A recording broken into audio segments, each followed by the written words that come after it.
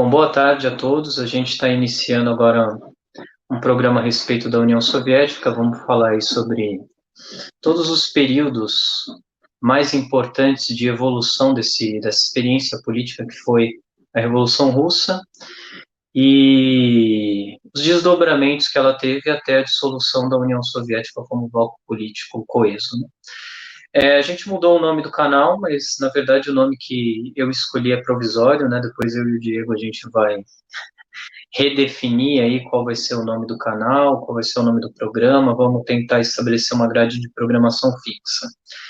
Mas a gente, na verdade, teve que alterar porque o grupo núcleo anarquista do proletariado revolucionário se dissolveu e agora a gente vai aí ver que caminho que cada um dos antigos militantes do núcleo anarquista vai tomar, e o Diego, que não era militante do núcleo anarquista, ele vai fazer esse programa agora semanal comigo todos os domingos. Vamos ver se a gente consegue estabelecer uma grade de programação. Diego, mais um assunto muito complexo, né? A gente tem pontos de vista bastante diferentes a respeito do que foi a Revolução Russa, de quais foram, talvez, os vícios que condenaram essa revolução a ter uma vida relativamente breve, né, do ponto de vista político geral.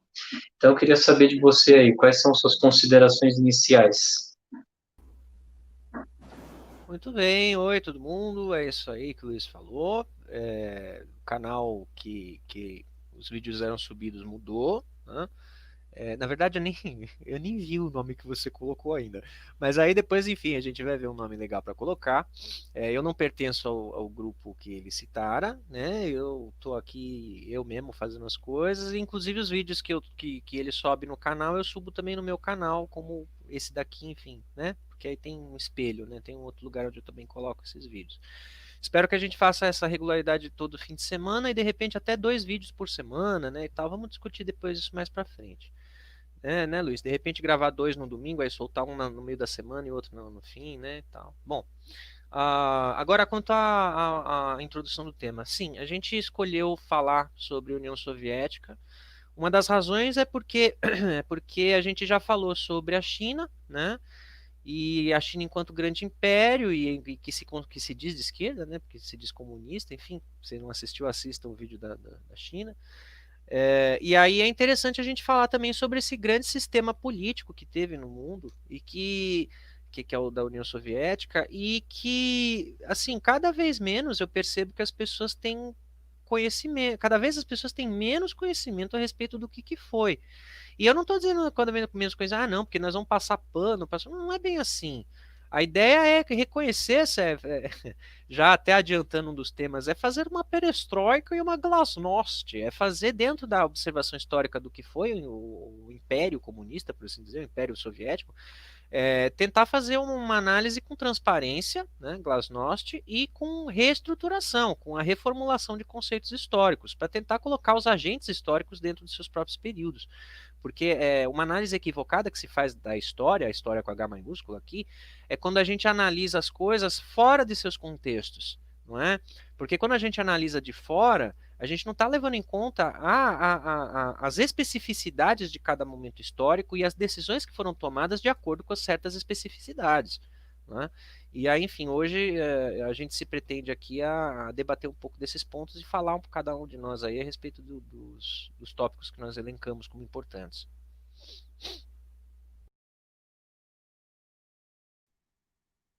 Bom, deixa eu então tentar aqui falar um pouco dos primórdios daquela que foi a constituição desse bloco, ao qual se chamou União Soviética, né? A luta contra o czarismo, ou por mais liberdades democráticas entre os camponeses russos, ela é antiga, ela precede em pelo menos um século a Revolução Russa de 1917. E a formação de uma intelectualidade crítica em relação ao czarismo, que era, na verdade, uma monarquia, né? Uma monarquia absolutista, como outra qualquer, que usava esse nome, que era uma referência ao César, né, romano. O que dava também aí uma ideia do que era, de como funcionava essa organização social a qual se dava o nome de czarismo, né? Bom, esse movimento camponês, os camponeses constituíam aí cerca de 90% da população russa até 1905. No livro Balanços e Perspectivas do Trotsky, ele faz aí todo um arrazoado a respeito das estatísticas que à época eram usadas aí para contabilizar a quantidade de russos que viviam no campo. E esses camponeses todos, eles eram submetidos a condições de trabalho muito degradantes. Havia, logicamente, um conjunto de camponeses que conseguiu ser proprietário das suas terras, mas eles eram minoria da minoria no campo. A monarquia tentou encontrar várias soluções, até 1905, quando teve a primeira revolta, grande revolta popular, que se insurgiu diretamente contra o czarismo, né? É difícil tratar de todos os temas, para eu não me atropelar, deixa eu me ater nesse ponto primeiramente. Em 1905, um padre, Georg Gapov, se não me engano, ele lidera aí uma manifestação que se dirige aí ao Palácio do Governo e pedindo coisas elementares, fundamentalmente pedindo pão. A população passava fome em São Petersburgo e eles foram aí ao Palácio do Governo pedir pão. E eles foram metralhados, né, naquela que viria a ser aí a Praça Vermelha, e metralhados até perto das margens do rio Neva, né, eles foram perseguidos pela polícia. As estimativas de morte variam muito, acho que nem valia a pena aqui falar exatamente de um número, porque, sinceramente, confrontar esse número com qualquer coisa que mereça uma credibilidade final é muito difícil. Mas foram milhares de mortos. E isso radicalizou naturalmente essas lutas incipientes que já se travavam aí no campo e na cidade, na Rússia. A Rússia vivia aí uma crise econômica muito grave também. A Rússia, ela era prestatária aí de empréstimos internacionais e os seus credores eram as grandes potências europeias. Então, era a maior dívida pública existente em todo o continente europeu, era o país mais atrasado, que começava a se industrializar, mas era uma industrialização que trazia problemas assim na sua gênese, né? Concentração muito grande das indústrias, grandes fábricas que concentravam o operariado em algumas poucas plantas, e isso aí acabou sendo o ponto de partida sobre o qual todos os setores revolucionários de descontente se organizaram e fundaram aí aquele que seria o Partido Operário Social Democrata Russo, que é o partido que depois, um dos seus desmembramentos, vai fazer a Revolução de Outubro de 17. Bom, não quero avançar muito, até porque o Diego tem que falar também a respeito disso. Crise no campo, falta de distribuição de renda, uma reforma agrária que não acontecia, serviços públicos muito precários, repressão, influência da Alemanha que vinha se abrindo, que vinha constituindo grandes organizações operárias, que vinha mexendo também com o imaginário dos trabalhadores em todo o mundo, a Comuna de Paris de 1871, a formação da Internacional Comunista, Associação Internacional de Trabalhadores, tudo isso criava aí um caldo no qual se fomentava uma dissidência popular contra o regime monarquista. E a própria burguesia, a direita lá também estava dividida, né? A burguesia também já queria que o regime monarquista se abrisse um pouquinho para permitir que os industriais tivessem poderes políticos compatíveis com os dos latifundiários. Diego, já falei por uns 7 minutos. Eu vou passar para você. Eu acho que a gente pode se ater primeiro a esse período aí pré-revolucionário, Revolução de 1905. Excelente. Sim, como o Luiz comentaram, a gente tem um cenário único na pré-revolução, porque, veja, historicamente falando, nós temos a Revolução Industrial, que transforma os mecanismos de produção.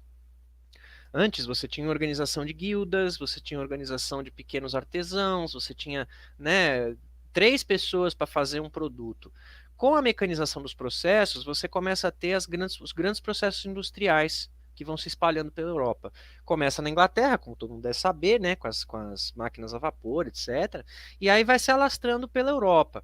A Rússia é um dos últimos países da Europa Ocidental que adota um sistema de industrialização. E como o Luiz comentou, grande parte da industrialização russa era muito precária, né? Seja por conta de dívidas que eles tinham, seja por conta da precariedade mesmo das estruturas físicas, seja por conta da condição erma do país, do nível de falta de instrução e analfabetismo, da área rural que era muito grande, né, e muito dispersa. Então, assim, uma série de fatores faz com que a Revolução Russa seja única no mundo e talvez nunca ocorra algo parecido.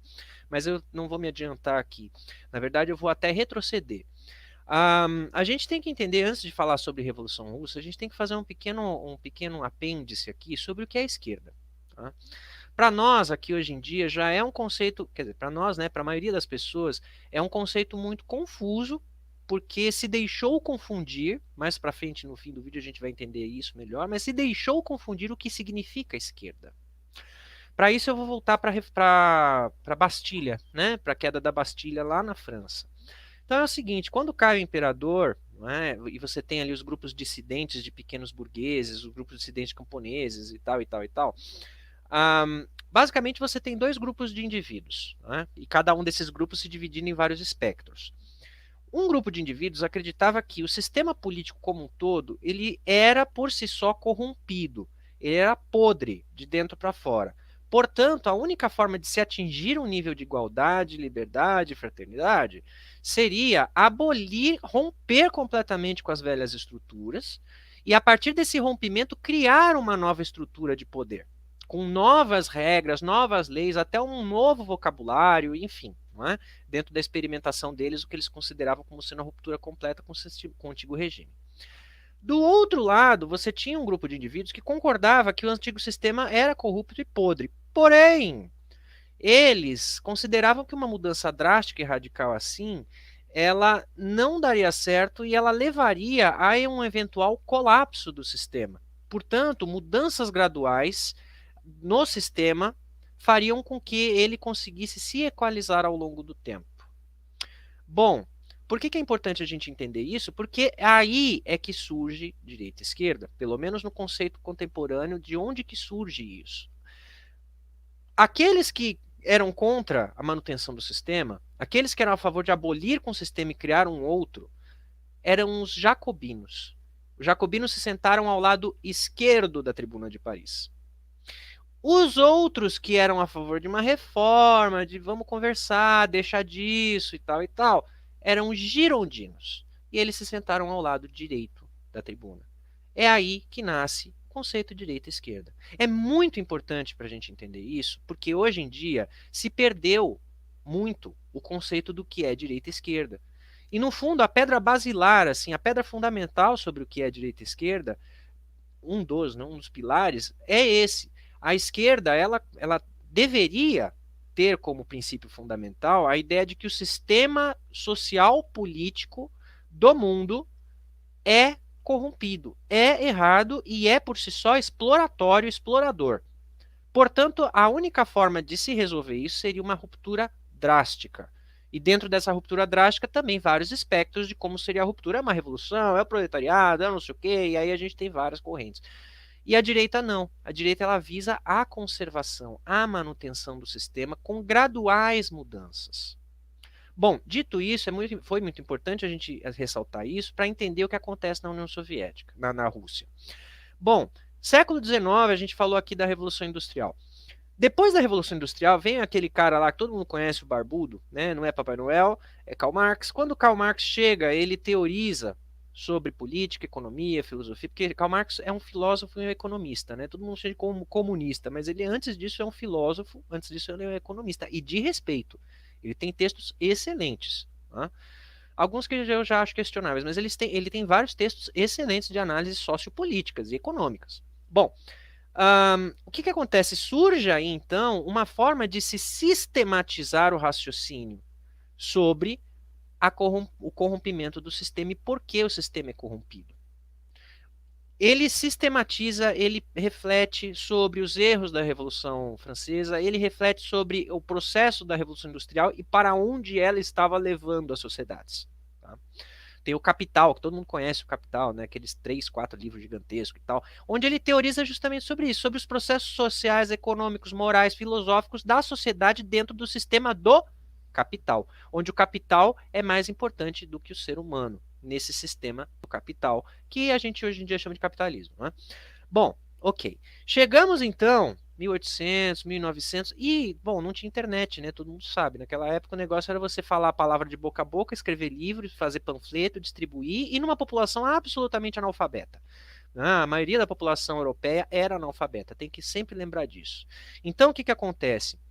Os círculos intelectuais, eles começam a se organizar e se comunicar por correio, por conferências, congressos, né, e tudo mais, e eles começam a definir pautas em comum, eles começam a definir diretrizes em comum, e é onde o Luiz cita aí, né, onde teve o congresso, a reunião comunista, e aí a gente tem mais para frente as internacionais e tal, que são formas desse grupo da recente esquerda que estava nascendo a esquerda no mundo, formas dela sistematizar mais de 4 mil anos de história humana sob o júdice, sob a análise da exploração, certo? Chega 1905, na Rússia, então a gente tem todo esse contexto, tem os intelectuais de lá que estão insatisfeitos com a sociedade toda cagada, né, toda fodida do jeito que estava a sociedade russa.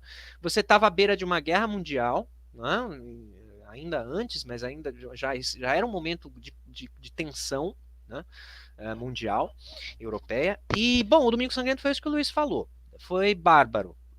Tem estimativas, né, assim, como o Luiz também de novo falou, não dá para dizer com precisão, mas essa semana, por coincidência, eu estava pesquisando a respeito, estima-se de 15 mil a 30 mil mortos. Não dá para botar um número, mas dá para saber que foi no mínimo 15 mil. Então, assim, é gente pra caralho. E foi uma coisa bárbara. No dia foi a esse padre aí que ele cita, o padre ortodoxo, ele tem um nome, também não me lembro o nome, mas aí ele chega, imaginem a cena enquanto eu narro. O padre chega com um monte de gente, igual você, igual eu, igual todo mundo, com criança, num ritmo de festa ali. A galera, não, queremos mais direitos, queremos alimento, queremos e tal e tal. Protesto pacífico. E foi ordenado às tropas, olha, se eles cruzarem certo Rubicão, cruzou determinada linha, é meter bala. Pois bem, a galera foi e cruzou a linha. E os soldados não tiveram dúvida, meteram bala na galera e perseguiram o pessoal pela cidade. E obviamente isso daí não ficou, ninguém deixou quieto. Quando se espalhou que essa manifestação foi suprimida, em várias outras grandes cidades da Rússia ocorreram também revoltas. E essas revoltas foram suprimidas também de mesma forma, barbaramente. Tá? Bom, isso abriu um precedente dentro da história política e da história filosófica na Rússia, onde os intelectuais eles viram ali um pretexto para se mudar a estrutura de poder. Porque, afinal de contas, bom, a gente tentou por forma pacífica lá, trocar uma ideia, chega lá o padre, vai conversar e os caras metem bala. Então, olha, dá para ver que não funciona muito bem no diálogo. Então, nós vamos dialogar entre nós vamos tentar ver, nós vamos ver como nós vamos nos organizar para tomar o poder. Esse processo de organização durou 10, 12 anos, né? Foi de 1905 até 1916, 17. Teve um roubo a banco, né? O assalto a banco de Tiflis, onde o Stalin e mais uma galera lá foi roubar um banco para ver se conseguia, o Lenin, o Stalin e mais uma galera. Eles foram roubar um banco para ver se conseguiam dinheiro para financiar o movimento deles, né? Enfim, vamos indo, eu já vou terminar o raciocínio e vou parar na Revolução, que foi onde você parou também. Então, você tem 1905, depois de 1905 a gente vai agulha direto para 1916, 17. Tá? Chega em 1916, era um caldeirão. O governo russo era um caldeirão prestes a explodir. Por quê? A sociedade, já por esses 10 anos, tinha sido prometidas reformas. Depois do Domingo Sangrento de 1905, foi feita uma nova Constituição, mas essa Constituição, por 10 anos, não foi cumprida, né? Olha que coincidência, né? Onde a gente já viu esse filme, né? Então, assim, a Constituição, tudo aquilo que foi prometido não foi cumprido. Pelo contrário, aumentou a burocracia, aumentou a oligarquia, aumentaram os privilégios dos ricos e etc. Isso foi aumentando insatisfação e a esquerda, os bolcheviques, né, o nome deles lá, para resumir a coisa, eles foram ganhando apoio popular. porque afinal de contas eles estavam denunciando há anos esse tipo de coisa e falando, ó, galera, não vai dar certo, só para ficar pelo gogó não vai dar certo. Chega em 1917, você tem um ponto onde o Estado percebe que se ele não fizer alguma coisa, ele vai cair. E aí você tem um governo provisório, ele começa em fevereiro de 17. É onde o czar, né, ele abdica da posição dele, ele dá o trono pro filho, pro neto, pro sobrinho, não lembro agora, e ele fala, olha, daqui para frente vai ter eleição, vai ter... Foi uma abertura bem liberal no papel, tá? Foi, inclusive no papel, foi a abertura mais liberal que a Europa teve, né, até então em sua história. Isso é muito interessante de mencionar. Eles tinham ali pautas dentro dessa nova Constituição de 17 que se propunham ser as mais liberais da Europa na época. Mas, obviamente, isso ao longo dos meses não foi acontecendo por autossabotagem, por autoritarismo interno, por falta de vontade da burguesia, etc, etc. E culminou em outubro de 17, quando as forças revolucionárias, quando a esquerda que estava lá nos porões, né, se articulando, para resumir uma longa história, quando culminou com eles tomando a capital e tomando as principais cidades e isolando, e aí depois a gente vai entrar na Guerra Civil, isolando as forças da direita e isolando as forças que apoiavam o imperador para outros locais da Rússia da época. Né? Então, bom, esse é o meu resumo de introdução aqui. Então, a Revolução Russa, o estopim dela começa em 1905, quando você tem de 15 a 30 mil pessoas, entre crianças, velhos, todo mundo que você possa imaginar, assassinados. Assassinados a fogo mesmo, a tiro, pá, pá, pá.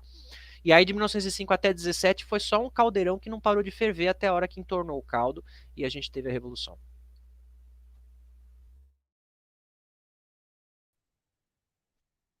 Não, inicialmente eu não pretendia falar sobre essas referências maiores a respeito do que era a luta dos trabalhadores, do que era esquerda, etc., nem me remeter à Revolução Francesa, mas eu acho que o que você fez é importante.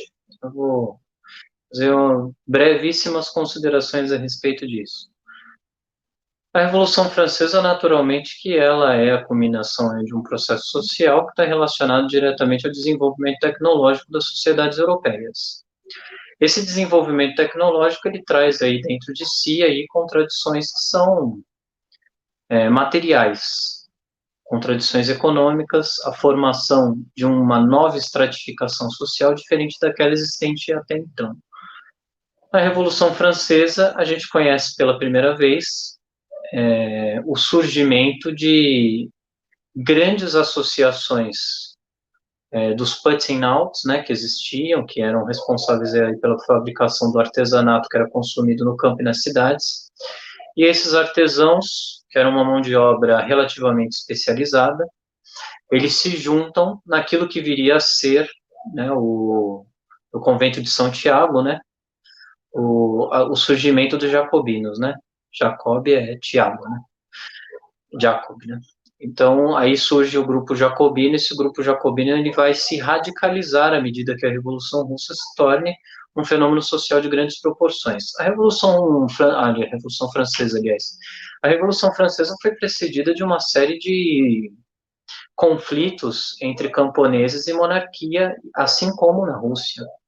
Né? Houve aí as famosas jaqueries, né, as revoltas camponesas, desde o século XIV, e no século XVII também, Lyon, e depois, nas vésperas da Revolução, havia aí também um espírito de revolta muito grande.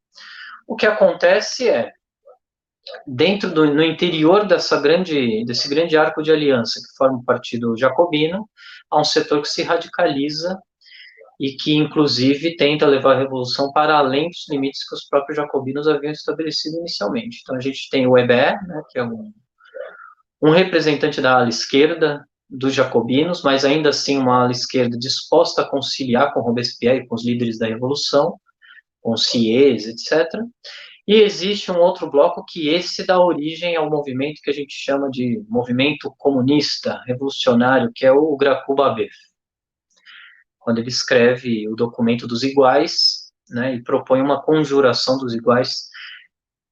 Eu estou dizendo isso pelo seguinte, os girondinos são a ala direita, eles não são reformistas, eles são, na verdade, a conservação da monarquia. E os montanheses, a ala radical dos jacobinos, são os que querem, aliás, os que se veem obrigados a instituir um regime de terror para limitar aí a reação da monarquia contra esse levante popular, contra a declaração dos direitos humanos, contra a democratização da política e da economia, etc. Quer dizer, essa experiência histórica mostra uma coisa que vai servir de parâmetro para todos os movimentos populares, operários, etc., que vão surgir depois na esteira desse, que é a burguesia, a monarquia, os poderes constituídos sempre tendem a reagir com violência contra mudanças positivas, contra o aumento da democracia, ampliação do direito à participação política, etc. Bom, isso vai nortear, é claro, os movimentos que vão surgir no século XIX de uma nova classe social que não existia em 1789, que é o operariado moderno, fabril. Em 1831, o movimento cartista lança o documento, seria a base do surgimento daquilo que se pode chamar hoje de sindicalismo, e aí os trabalhadores começam a lutar por seus interesses próprios, não mais pelos interesses abstratos de uma democracia tal qual a que a gente conhece hoje, né, que é uma democracia em que os direitos formais são iguais para todos, e na prática a população pobre não tem direito quase nenhum. Quer dizer, o seu lar é violado pela polícia quando quiser, né? Em qualquer barraco de favela, o policial mete a porta e entra, ninguém tem direito à inviolabilidade do lar. O direito a emprego, a trabalho, renda, é um direito sujeito aí às oscilações do mercado de trabalho, etc. Bom, estou falando desses, mas muitos mais. Vocês sabem, vou até fazer uma digressão aqui. Vocês sabem que nos Estados Unidos mas tem a ver com o assunto, até a década de 60, os negros eram verdadeiros párias sociais. Não podiam estudar nas mesmas escolas dos brancos, não podiam frequentar os mesmos lanchonetes, etc. É importante dizer isso, até 1960, os Estados Unidos e os países capitalistas apoiaram o apartheid na África do Sul, eu já passo para você dizer, até 1990, eles apoiaram um regime de exclusão racial. Quer dizer, a Revolução Russa teve uma importância central também nisso, porque não fosse a Revolução Russa, negros e brancos nunca teriam tido nem formalmente igualdade de direito. Diego, pode fazer sua parte. Ah, é só uma frase rápida, na verdade. Eles não tinham, os negros não podiam beber nem no mesmo bebedouro. Não podiam beber nem da mesma água dos brancos. É muito importante isso porque dá para ver assim o nível máximo de segregação. Não podia usar o mesmo banheiro, não podia frequentar o mesmo espaço e nos organismos públicos dos Estados Unidos até os anos 60, você tinha prédios que são só para brancos e prédios públicos que são só para negros. E quando era um prédio misto, você tinha salas onde só brancos podiam ir e onde só negros podiam ir. Era isso. Vou até aproveitar sua parte, Diego, porque talvez não seja uma curiosidade interessante. Muita gente que ajudou a organizar a Internacional Comunista participou da Revolução Norte-Americana. Inclusive, um nome bem famoso é Joseph Weidemeyer, que liderou aí exércitos que lutaram na Guerra Civil Americana. Quer dizer, havia aí uma tendência geral de organização de um movimento que fosse capaz de aparar essas arestas, né, de transformar os direitos formais em direitos reais. Mas deixa eu retomar a linha de raciocínio. Então, quando esses sindicatos, esse movimento operário começa a se organizar na Europa, ele começa a criar laços e ele começa a desenvolver um programa próprio político, que já era diferente do programa da Revolução Francesa. Era um programa que mostrava a Revolução Francesa foi responsável por importantes conquistas, mas a gente precisa, para que essas conquistas sejam efetivadas, dar um passo a mais, ir além. Eis aí o surgimento do movimento comunista internacional se dá a partir daí. Vamos voltar para a Rússia, porque senão a gente vai perder muito tempo nisso. Esquerda e direita para Marx, uma última coisa a respeito disso que eu me lembrei, que era, na verdade, a razão por eu ter entrado nesse assunto. Esquerda e direita para Marx era De um lado, a esquerda, os movimentos revolucionários, aquela classe social que tem interesse em transformações que ampliem direitos. E a direita é quem quer conservar o regime político. Quando, na Rússia, em 1905, o regime czarista mostra que ele não está disposto a fazer nenhum tipo de reforma social, há uma radicalização geral do cenário político. A população, inclusive, começa a se interessar por política porque vê, em 1905, a possibilidade de chegar ao poder. Em 1906, 1907, são convocados parlamentos, é uma primeira concessão do regime monarquista czarista. Mas em 1910, novamente a supressão de todos os direitos, os deputados bolcheviques são presos, os mencheviques também, alguns deles.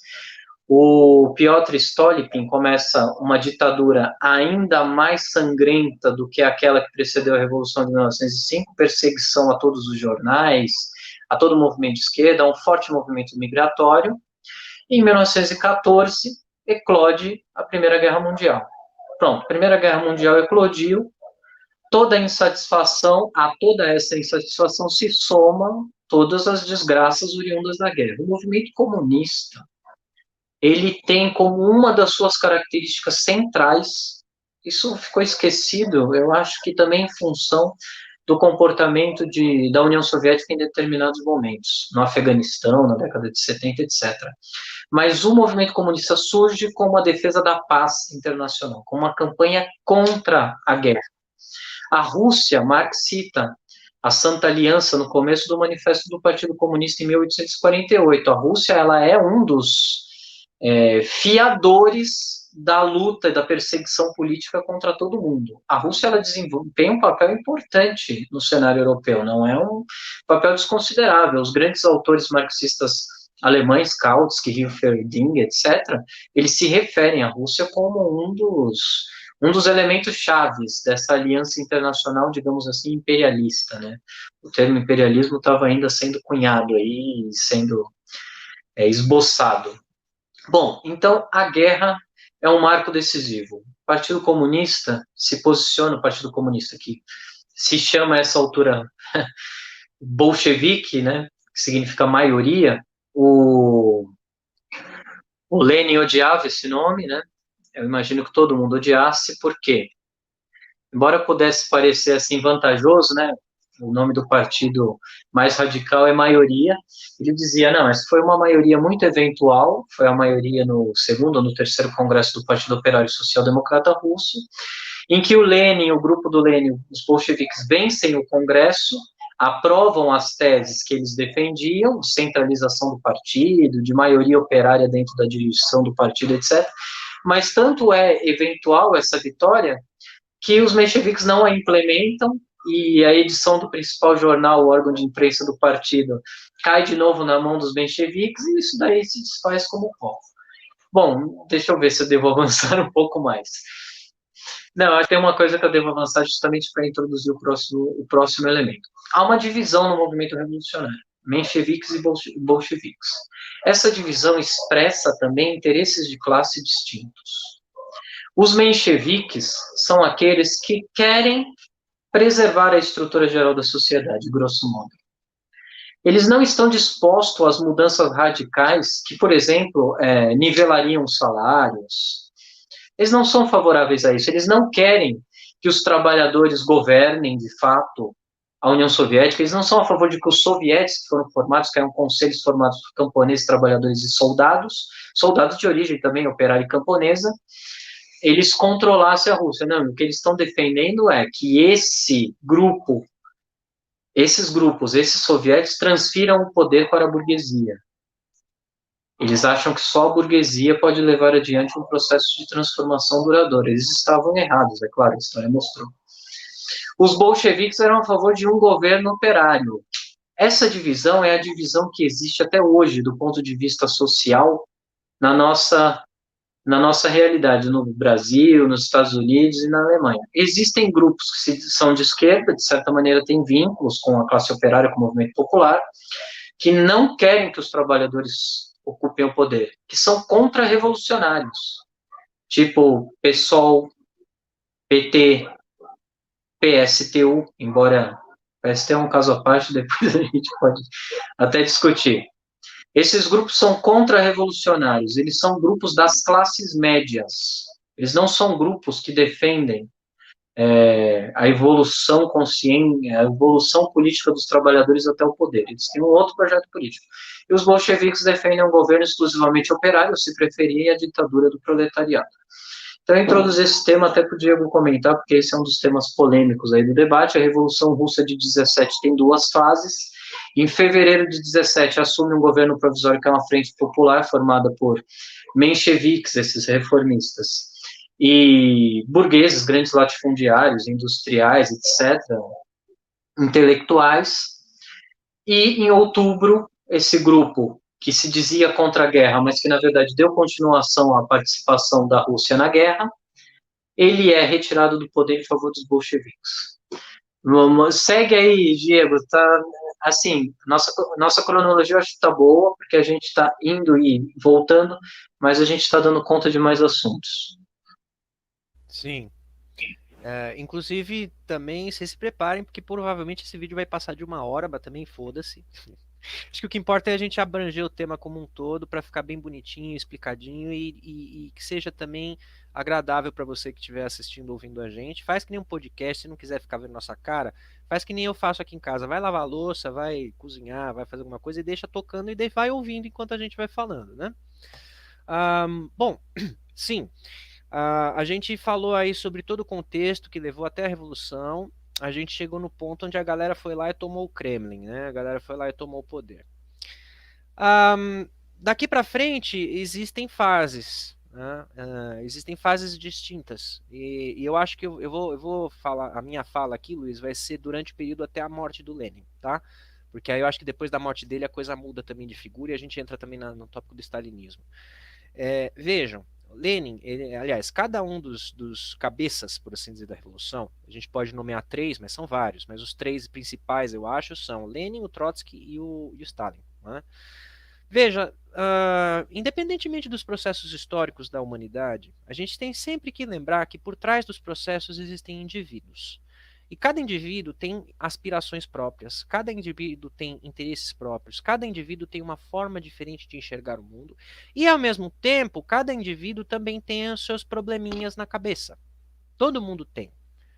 Aí está a psicanálise para nos ajudar a entender, né? Complexos, neuroses, narcisismos, todos nós somos suscetíveis a isso. Isso é muito importante para a discussão futura da União Soviética, tá?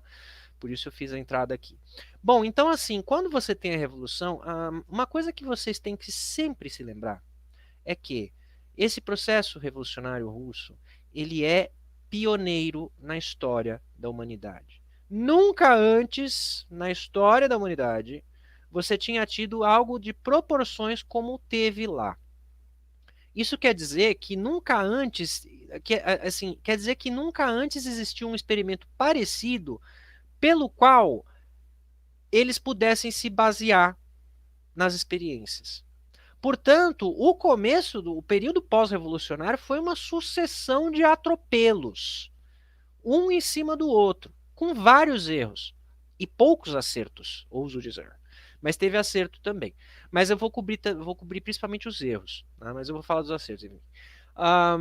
Uma das coisas que o Luiz comentara, passou brevemente aí, eu vou explorar um pouco, é a ideia dos conselhos sovietes, né? A gente vê, quando vê no livro de história, uma passagem de um parágrafo a respeito disso, então vale explicar melhor. O Lenin, ele tem uma das ideias que cerca o Lenin, o leninismo, é a ideia de que o poder emana do povo. Vocês já ouviram essa frase, o poder emana do povo, todo poder é o povo. Ele tem o conceito de que eu não vou chamar de operário, porque operário eu acho que restringe muito, tá? Eu vou dizer o trabalhador. Porque o trabalhador abrange, né? O camponês, o operário, abrange até o burocrata que está trabalhando lá né? O trabalhador, aquele que executa um trabalho, um ofício. Então, assim, a ideia do Lenin era que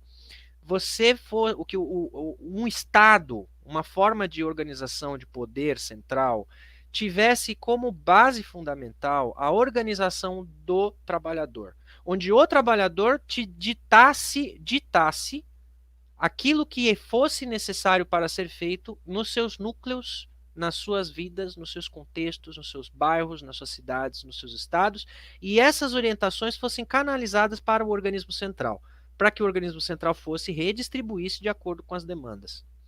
Em modo muito resumido, isso é o tal do Conselho dos Sovietes. É quando você tem os operários que se reúnem, os trabalhadores. É quando você tem os trabalhadores que se reúnem em comícios, organizações, assembleias, discutem temas e ficam semanas discutindo ali para achar consensos, passar para um órgão superior que, por sua vez, vai discutir, debater, deliberar, que, por sua vez, vai passar para outro, todos eles formados por estratos de trabalhadores. É óbvio que isso não interessa à burguesia. E quando eu digo burguesia, você aí que é dono de um Celta e que acha que é burguês, desculpa, você não é. Você está mais próximo de um trabalhador do que de um burguês, ok? Quando a gente fala burguês, nós estamos falando de um dono, um cara que é dono de, sei lá, 8 hectares de terra, onde ele bota 3 vacas. Isso é um burguês. Um burguês, ele é, por definição, ele é um indivíduo que não trabalha e que gera riqueza a partir da própria riqueza. Ou seja, dentro do ponto de vista marxista, ele é um parasita social, porque para cada um dele morrem 5 que não tem de onde tirar comida, que não tem de onde tirar as coisas que precisa para sobreviver. Porque esse cara, esse desgraçado, ele domina os meios de produção, ele domina os meios de produção agrária, ele domina os meios de comunicação. Esse indivíduo concentra poder. Então veja, quando se diz ditadura do proletariado, a ideia é a subversão, é a perversão no sentido de perverter, alterar, modificar. É quando você muda a base. Veja, a nossa sociedade hoje em dia ela é baseada no poder da burguesia.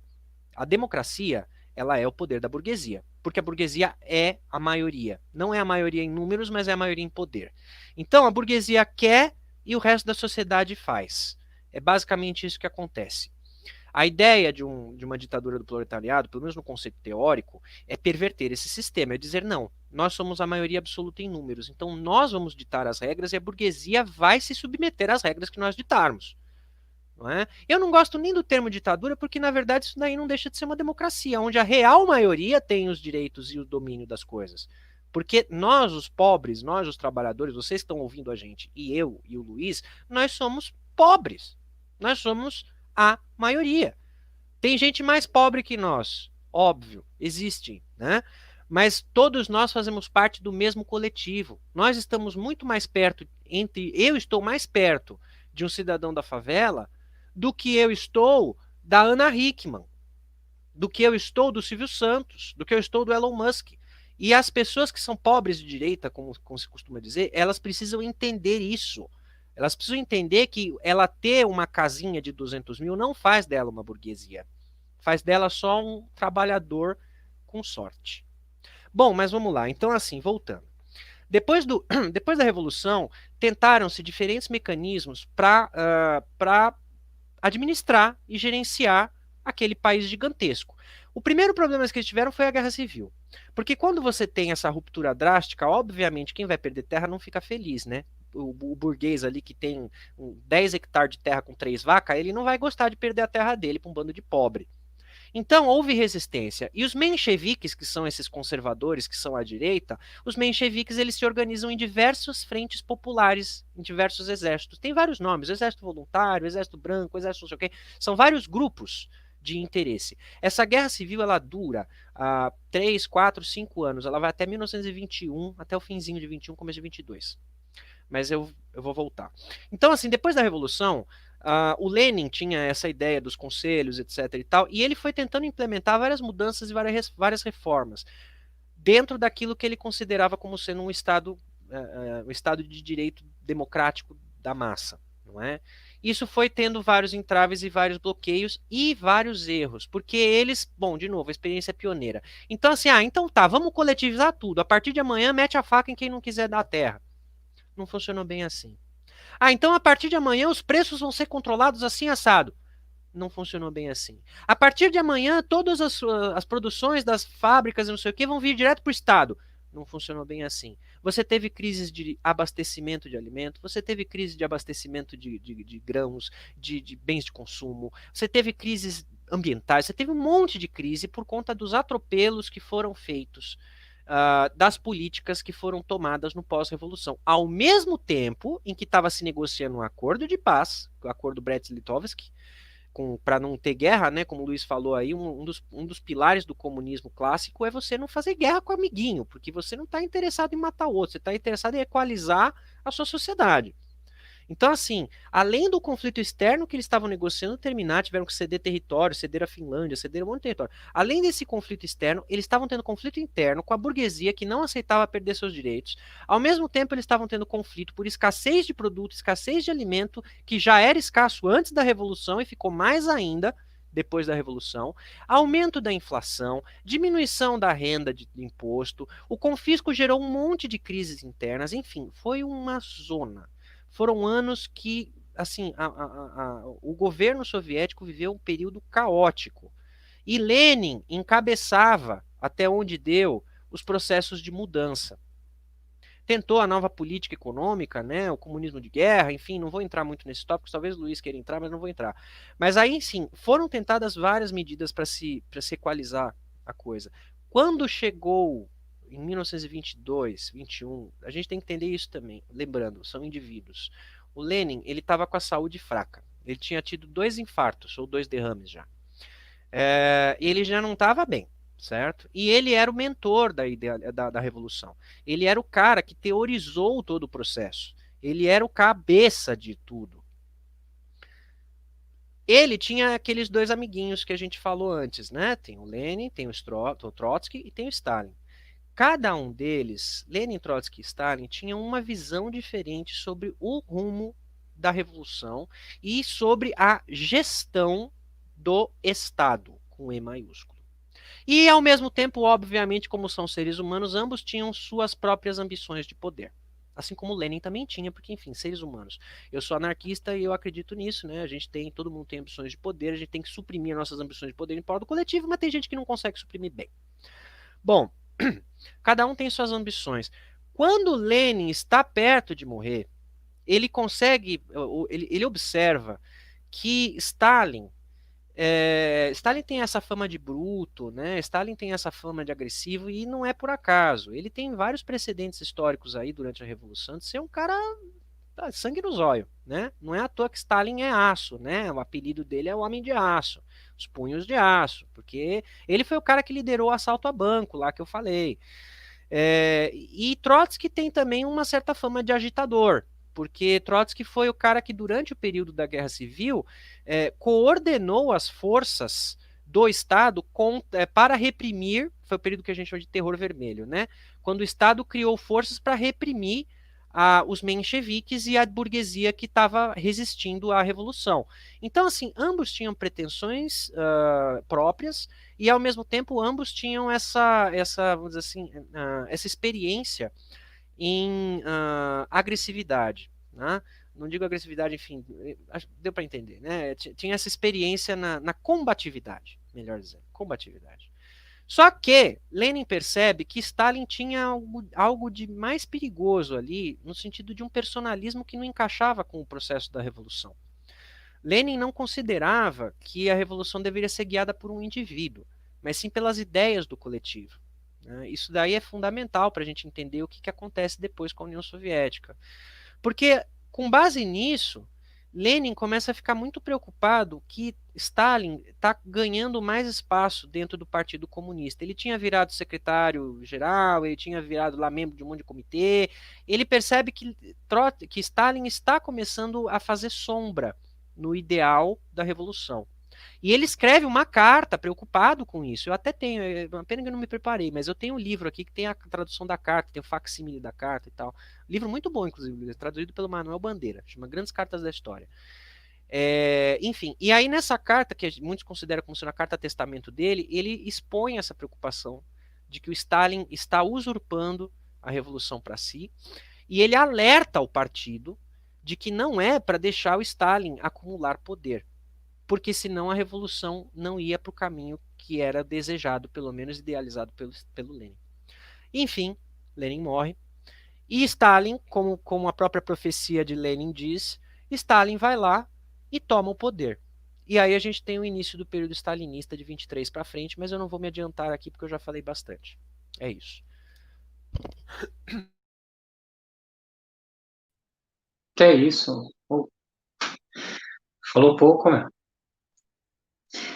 Então, agora deixe-me começar fazendo esse parênteses, porque você falou sobre anarquismo, né? Os anarquistas tiveram um papel importante na Revolução Russa, especialmente no território ucraniano, né? E até hoje muita gente aí toma como referência o movimento anarquista revolucionário o Néstor Makhno, que era a figura mais conhecida. Havia outros, né, Volinov, etc., mas o Néstor Makhno se destaca como o organizador do exército anarquista, né, do exército negro, na Ucrânia. E o que eu vou dizer é polêmico, mas, quer dizer, essas polêmicas são inevitáveis, porque a gente está tratando de assuntos em que a tomada de decisão tinha que ser feita e era muito difícil ficar em cima do muro, né? São períodos de polarização extrema, como inclusive esse que nós vivemos hoje, né? É muito difícil você identificar aí um centro político que seja realmente um centro político, não um centro político artificial, que consiga dar uma resposta satisfatória para os principais problemas que a gente vive, sem adotar uma política muito bem definida, ou de abertura dos mercados e de atração do investimento externo, ou de centralização da economia nas mãos do Estado. Muito difícil. No caso dos anarquistas ucranianos, eles tomaram partido a favor da restauração do comércio e da mercantilização existentes antes da Revolução Russa. É claro que seria uma reabertura em bases muito diferentes da anterior, porque esses pequenos camponeses que agora negociariam com a Europa Ocidental estariam livres de alguns dos entraves criados pelo czarismo. Mas, seja como for a concepção marxista, existe um texto aí do próprio Marx, comentando aí o programa de Gotha, em que ele apresenta aí qual é o papel da pequena propriedade privada, né, dos meios de produção, que é justamente o de reciclar, renovar e criar permanentemente novos oligopólios, novos monopólios. Nesse sentido, os bolcheviques não tiveram dúvida. A ação dos anarquistas não poderia ser tolerada. Inicialmente, eles fazem um convite aos anarquistas. O Néstor Makhno é recebido pelo Lenin, por exemplo, no Palácio Smolny, que era a sede do governo, então, do governo revolucionário dos bolcheviques, e eles têm uma conversa a respeito da possibilidade eventual de uma aliança. O que os anarquistas, na verdade, consentem fazer é combater conjuntamente o Exército Branco, dos restauracionistas da monarquia. Mas Néstor Makhno não está disposto a fazer nenhum outro tipo de concessão. Desse ponto de vista, resta aos comunistas, bolcheviques e ao Exército Vermelho aceitar essa concorrência interna dentro do movimento revolucionário ou suprimir essa concorrência pela violência. Não havia terceira via. Os anarquistas governam Ekaterinoslav, né, no nordeste da Ucrânia, e vamos dizer o que é verdade, o governo é um governo capitalista típico, sem nenhuma diferença, sem tirar nem pôr. E o Exército Vermelho, liderado por Trotsky, é responsável pelo massacre de Katyn. Bom, aí nasce uma divergência que se torna um fanatismo muito grande, na minha opinião. Um querendo dizer, não, Trotsky era um assassino porque fez isso, o outro, não, os anarquistas eram capitalistas e tal, a situação é um pouquinho mais difícil de analisar, mas eu acho muito difícil condenar o Exército Vermelho e a Revolução por ter feito o que eles fizeram. Embora, é claro que a gente sempre tenha a esperança aí de que seja possível resolver problemas como este de maneira menos sangrenta, né? O Trotsky tem uma frase para encerrar esse parênteses que já ficou longo demais. Outro dia a gente pode falar sobre os anarquistas na Revolução Russa. O Trotsky diz: uma das uma das coisas que me tira o sono é justamente saber que a gente provocou aquele massacre e a gente não conseguiu criar uma sociedade tão justa quanto eu imaginava. Bom, seguindo em frente, massacre foi cometido, os anarquistas, olha, grande parte dos anarquistas entrou no Partido Bolchevique, viu? Participou do Comitê Central do Partido Comunista da reorganização da economia. A nova política econômica, aí eu vou discordar aqui do Diego, a nova política econômica, ela é uma necessidade imperativa. Por quê? Porque a União Soviética está sendo assediada por todos os lados, perde grande parte dos seus territórios e das suas fontes de recursos para a Alemanha, e a União Soviética se vê numa situação dramática, sendo atacada logo em seguida por todas as potências imperialistas que não queriam, é claro, que o exemplo soviético se espalhasse pela Europa, queria suprimir tão rápido quanto possível aquele movimento revolucionário que tinha tomado poder. Bom, desse ponto de vista, a economia é sacrificada ao extremo. Internamente, há várias sabotagens, né? Essas sabotagens elas vão se estender até a década de 30. Em 30 há o caso famoso aí de Holodomor, que o Rudolf Hearst, ele, que é um jornalista norte-americano, capitalista, um neoliberal bilionário aí, ele faz aí toda uma propaganda dizendo que Stalin, sei lá, promoveu a maior carestia de alimentos e fome da história da humanidade. Tudo mentira, porque na verdade, nesse caso particular, tem que defender o Stalin, não tem como. O que houve foi uma sabotagem dos antigos grandes proprietários de camponeses médios, que queimaram seus estoques de grãos, etc., para fazer a população passar fome e desestabilizar o regime soviético. Né, mas um crime que tem que ser depositado na conta dos capitalistas, né, não do Stalin. Né? Os crimes do Stalin ele vai responder por ele. Se existe um céu, ele já respondeu por eles, o inferno, né, sei lá. Bom, então, isso para falar da economia. O Stalin assume o poder pelo seguinte: essa carta testamento é muito contestada, eu sinceramente não acredito na veracidade dessa carta, mas, enfim, certamente havia uma afinidade política muito maior entre Lenin e Trotsky, essa é a minha opinião. Porque eles viam aí a grande possibilidade de sucesso da Revolução Soviética, a expansão dessa revolução para o resto do continente. Né? Eles não imaginavam a possibilidade de uma revolução única exclusivamente na União Soviética. O grupo mais importante do Partido Bolchevique, Kamenev, Zinoviev, Radek e depois Stalin, Stalin era até menos importante do que esses outros, eles também não achavam que era grande coisa você fazer uma revolução na Rússia e não ter apoio externo. Né? O problema é que o apoio externo não veio, né? A crise econômica era dramática e eles tinham que tomar, eles não podiam simplesmente deixar o poder, até porque, veja só, aí vou entrar nesse terreno dos problemas individuais, né? Se eles simplesmente abandonassem o governo, ninguém ia aceitar que eles fossem extraditados para nenhum lugar do mundo, eles iam ser mortos, aí não tinha mais como recuar, eles já tinham ido para além do Rubicão, não tinha mais volta, era um point of no return, né? Tava fodido, agora era ir para frente, independentemente do que fosse. E Stalin, aí vem a minha crítica ao Stalin. Eu sou um radical anti-stalinista, apesar disso que eu falo, porque para mim a gente tem que analisar as coisas como elas são. Você não vai acusar Stalin de uma coisa que ele não fez, sendo que ele cometeu vários crimes que já são suficientes para condená-lo do ponto de vista revolucionário, não da justiça burguesa. Né?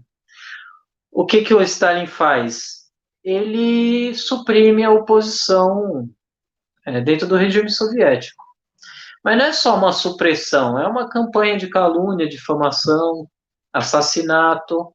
Ele aproveita a morte do secretário-geral Sergei Kirov para instituir um plano de perseguição, como se diz, institucionalizada aos dissidentes políticos do regime, dentro do próprio Comitê Central do Partido Comunista. Né? Quer dizer, ele liquida totalmente o espírito revolucionário de dentro do partido. E aí, eu ia começar explicando isso, acabei pulando. E aí ele dá poder a essa burocracia, que era a mesma burocracia czarista, que Lenin e os dirigentes soviéticos acharam por bem integrar o regime, porque eles não tinham como substituir essa mão de obra. O o Diego falou sobre um dos grandes problemas, mais de 90% da população era analfabeta, então eles precisavam desses burocratas para organizar a administração pública, precisavam dos intelectuais, e esses intelectuais eles reassumem o poder. Bom, eu vou dizer uma coisa aqui, para mim Stalin e Trotsky são duas faces de um desvio centrista da Revolução Russa. Eles são duas faces da defesa dos interesses dessa intelectualidade pequena burguesa dentro do movimento operário geral. Para mim, essa é a crítica a esses dois fundamental, e nenhuma outra, porque o Stalin ele defende a burocracia, mas ele também já estava aí acuado, porque, afinal de contas, a ala esquerda do partido estava se reunindo em torno do Trotsky, né? A oposição de esquerda tinha uma relevância muito grande. O Tiliapinikov também, que era defendia um outro ponto de vista, mais sindicalista e tal, não era trotskista, depois ele até adere à ala stalinista aí, mas também por necessidade. Deixa eu tentar adiantar, porque agora eu acho que vai ser minha última intervenção, vou passar depois para o Diego, para ele dar por termo essa, porque é muito longo, né, Diego? Depois eu acho que a gente tem que fazer um segundo. Então, eu vou falar mais uns 10 minutos, que aí eu acho que dá conta de chegar até o fim da dissolução da União Soviética, certo? Aí tudo bem, então Stalin sendo pressionado pela ala esquerda do regime, não podendo ficar no meio do caminho, ele acaba optando por burocratizar radicalmente o regime soviético. Quer dizer, aí ele dá poder mesmo para todos esses burocratas. Mas Stalin, ele não é pressionado só pelos burocratas, ele é pressionado também pela necessidade de desenvolver ao mesmo tempo o campo e a cidade.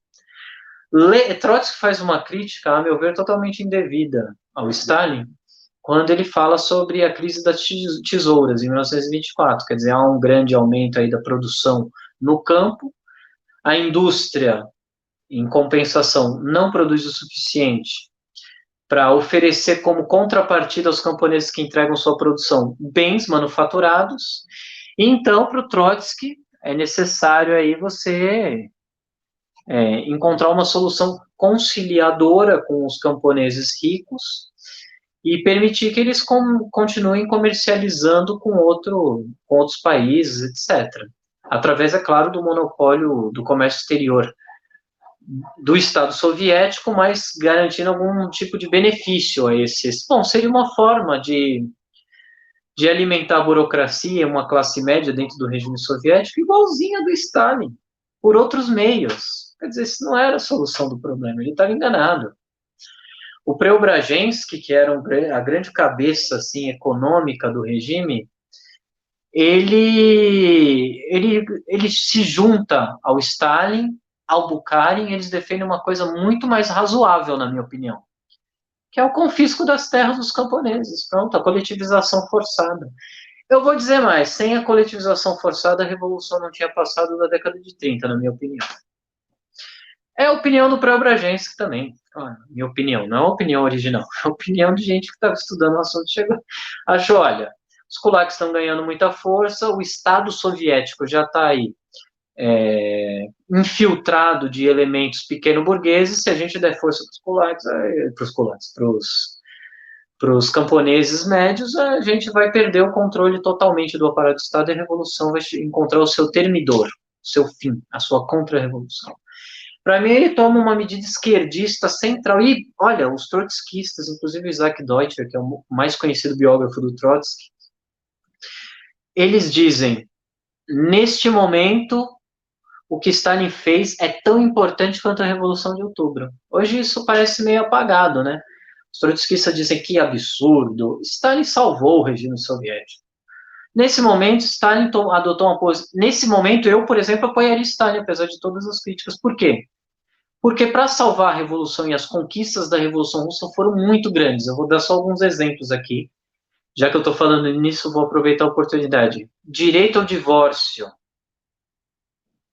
lavanderias públicas, mulher trabalhando no serviço público, uma democratização do ponto de vista da igualdade de direitos entre homens e mulheres como jamais foi vista. A primeira diplomata, ministra de Relações Exteriores, mulher do mundo, é soviética. A União Soviética dá liberdade para todas as nações que participam do bloco. Nesse momento, depois essa liberdade vai se perder. A União Soviética permite que os operários em cada uma das suas fábricas definam conjuntamente qual vai ser a forma de trabalho dessas fábricas. Quer dizer, é um conjunto de conquistas que a estatização de todo o sistema, a criação de um sistema de alfabetização universal num país de quase 200 de milhões de habitantes. Gente, deixa eu fazer uma inflexão aqui. Mais uma, eu estou fazendo muito parecido. Gente, a Revolução Russa a gente não podia deixar de apoiar de jeito nenhum, tinha que levar adiante. Isso daí é o maior progresso da humanidade no século XX, foi a Revolução Russa. Se a gente tem um pouco de democracia, hoje está se perdendo, né? Desde a reabertura econômica da Rússia, a democracia em todo mundo está ruindo. Porque, o neoliberalismo é a própria ditadura, né? Outra coisa, falei da ditadura, lembrei o que o Diego falou. Eu entendo essa preocupação com o termo ditadura, é uma preocupação legítima e tudo razoável, mas ditadura do proletariado é o termo preciso que tem que continuar a ser usado. Por quê? Porque a gente tem que ser muito exigente no que diz respeito à democracia. Democracia é igualdade total de direitos. Quando há classes sociais, não há democracia. Marx não é um demagogo. Ele diz, nós vivemos na ditadura da minoria e do capital sobre o conjunto da população. Vamos substituir isso por uma ditadura da maioria. Por que ditadura? Porque é preciso intervir despoticamente sobre o direito de propriedade e sobre os direitos políticos da burguesia. Claro, porque ela é classe dominante, ela conhece todos os métiers e tudo. Eu sou favorável à ditadura do proletariado, não vejo nenhuma outra forma de transição, e digo mais, eu que me reivindico anarquista, o anarquismo é, por base, a própria ditadura do proletariado. A Comuna de Paris, apoiada pelos anarquistas, é o exemplo que Marx toma para criar o conceito de ditadura do proletariado, que na verdade não é dele, é do Joseph Weidenmayer, né? Bom, enfim, deixa eu não me perder. Vamos seguir na frente, vamos ter que dar saltos. Stalin se consolida como presidente e tal, e eclode a Segunda Guerra Mundial. Por quê? Porque a Revolução Russa, ela dá um exemplo para os trabalhadores de todo mundo de que é possível mudar as coisas. E a crise de 29 nos Estados Unidos mostra que o capitalismo vai enfrentar uma fase de fome aguda, pobreza, fechamento de postos de trabalho, etc. Bom, sendo assim, diante desse cenário caótico, a população do mundo se insurge e começa a iniciar processos revolucionários, pacíficos. Como é a tentativa de chegar ao poder na França? A Frente Popular vence as eleições.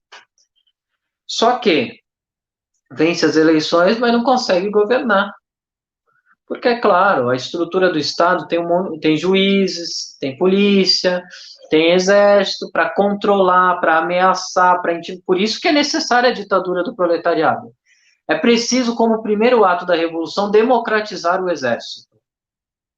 Expulsar todos os oficiais que estão comprometidos politicamente com a burguesia, chamar eleições para que cada soldado escolha quem é o representante daquela unidade, etc. Sem isso, não tem nem como pensar em revolução. Polícia precisa ser dissolvida. Esse é o exemplo da Comuna de Paris. A polícia é um instrumento bárbaro de opressão da população.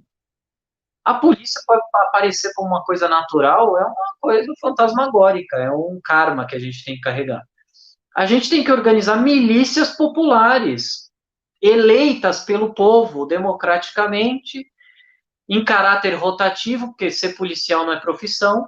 É que nem tem gente que fala que não pode ser político profissional, né? Ser policial profissional, policial não produz nada, pô. O policial tem que ser rotativo para ele não se acostumar com esse poder de reprimir a população, tem que estar sob controle da população nos bairros, nas cidades, nas localidades. Nos Estados Unidos, nos condados, tem eleição para xerife. Já é alguma coisa, aqui não tem nada. O governador do estado, veja como é um poder político contra a população. É o estado tendo um braço armado contra a população. O governador do estado nomeia o secretário de Segurança Pública, o secretário de Segurança Pública é o chefe da polícia que vai decidir se a polícia vai reprimir ou não um ato político. Aí deixa os bolsominions uma semana na Paulista deitado em 20 pessoas, e quando sai um movimento de 10 mil pessoas para se opor à destituição da Dilma Rousseff, eles reprimem brutalmente. Isso é inaceitável. Quem não entende esse problema não está habilitado a fazer revolução nenhuma. Bom, há um período de transição. Depois da Segunda Guerra Mundial, toda a vanguarda militante que fez a revolução já está morta, enterrada. O Stalin morre no início da década de 50. Em 56, 25 de fevereiro, o dia fatídico do 20º Congresso do Partido Comunista, Khrushchev faz aquele discurso acusando Stalin de ter cometido um monte de crimes, etc. O que significa isso daí politicamente? Vamos ser neutros, né? Porque vamos ter uma postura lógica. Ele está disputando com Lavrenti Beria, que é o representante da ala, digamos assim, stalinista, a nomeação para ser secretário-geral do partido, principal liderança política do país. Ele critica Stalin naqueles termos, fraudando um monte de coisa, algumas eram verdadeiras, outras não eram verdadeiras, etc. Por quê? Justamente porque ele quer concorrer com o Lavrenti Beria. Ele quer dizer, não, se Stalin cometeu um monte de erro, a gente não pode ter uma continuação desse regime, a gente precisa de outra.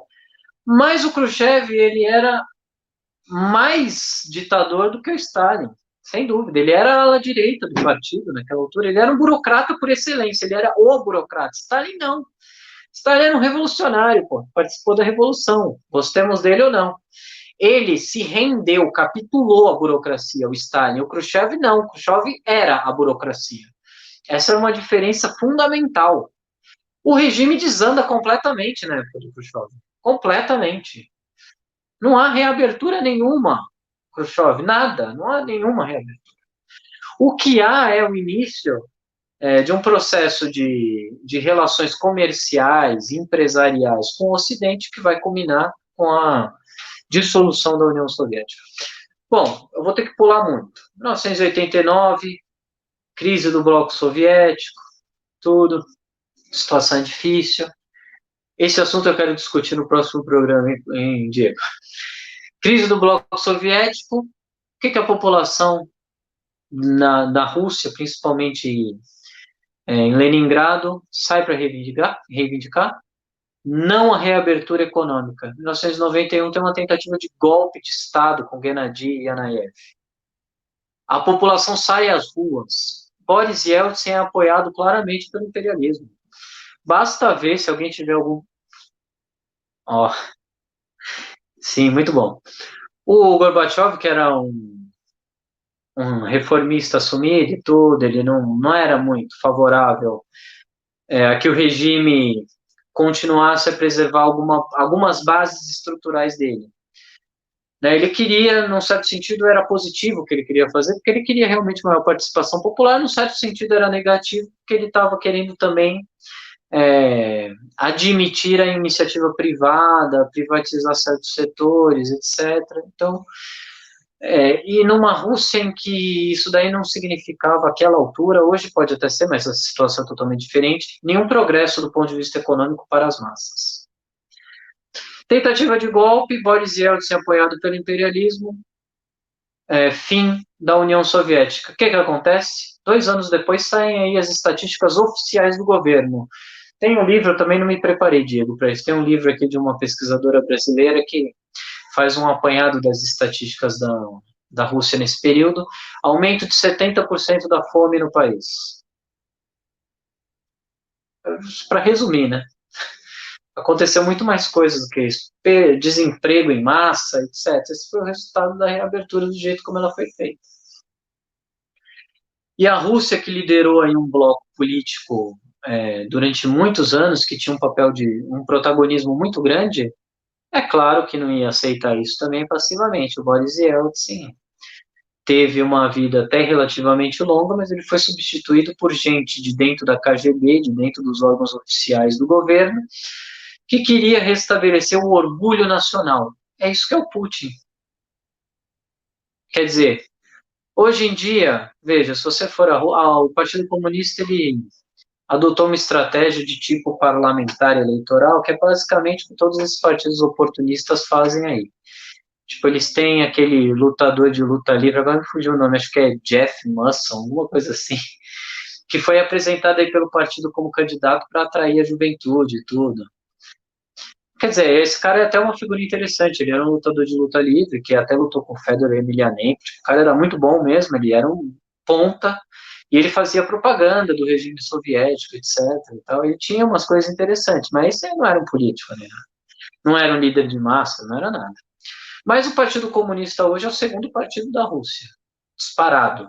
Só tem dois partidos na Rússia, a bem dizer. E e é a oposição de esquerda, digamos assim. O partido do Putin é a ala direita do regime e o Partido Comunista é a ala esquerda do regime. Nesse momento, tudo pode mudar porque o Partido Comunista lá é muito oportunista. Né? Mas, bom, deixa eu então encontrar uma conclusão. A União Soviética, ela não foi derrotada, essa é a minha tese fundamental, pelos seus defeitos, pelas suas deficiências, que haviam e eram muitas. A gente pode falar sobre Stakhanovich, né, aquele processo fabril de exploração do trabalho, intensificação do trabalho individual, etc., aumento da jornada de trabalho, hora extra, era uma coisa similar ao que se fazia no Ocidente. Mas a União Soviética ela foi consumida, na verdade, por dois fatores principais. Essa centralização extrema do regime tornou o regime muito vulnerável à cooptação e à influência externa comprando diretamente gente de dentro do governo soviético para transformar o regime. Foi isso que não foi uma mobilização popular que derrubou o regime, pelo contrário. O primeiro pacote liberal de reabertura do Boris Yeltsin foi combatido nas ruas, de Moscou principalmente. E agora a gente está diante da seguinte situação: os partidos que criticavam esse bloco soviético, eles agora são base de sustentação do regime capitalista, que não ofereceu nada para os trabalhadores de melhor do que o que havia, e eles precisam se reinventar. Se eles quiserem oferecer uma alternativa ao stalinismo, essa alternativa não pode ser o capitalismo, porque senão eles vão perder totalmente sua função. E em todo o continente americano, há uma ditadura aí se fechando, que está impedindo os partidos de esquerda de prosperar, e, na minha opinião, como Althusser, o marxista Althusser dizia, a gente está de novo diante daquele dilema que nos levará a discutir o tema central. Os trabalhadores vão tomar o poder e instituir a sua ditadura, ou a gente vai viver sob a ditadura do capital?